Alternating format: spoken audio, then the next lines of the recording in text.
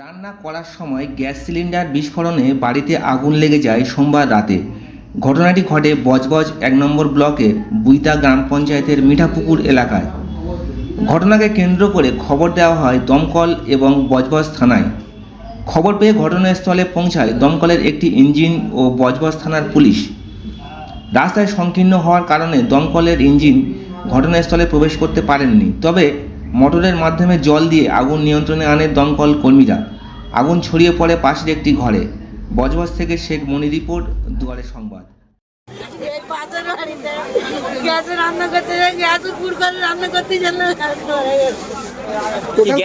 Gas cylinder কি বিস্ফোরণ করেছে?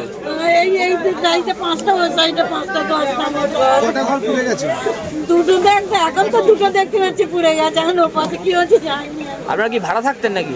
আমরা ভাড়ায় থাকতো। গ্যাস সিলিন্ডার কি বিস্ফোরণ হয়েছে নাকি? গ্যাস সিলিন্ডার কি ফেটে গিয়েছে? হ্যাঁ, আর কি এখানে ছিল ফেটে গেছে। কিরকম গ্যাস ছিল? ছোট যে গ্যাস ওভেন সমেত? না, এরকম বড় গ্যাস ছিল।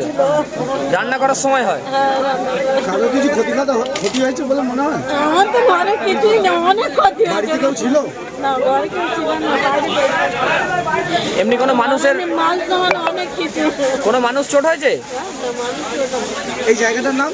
এটা মিঠাপুকুর আপনার নাম? খাঁচড়া, জামিলা বিবি।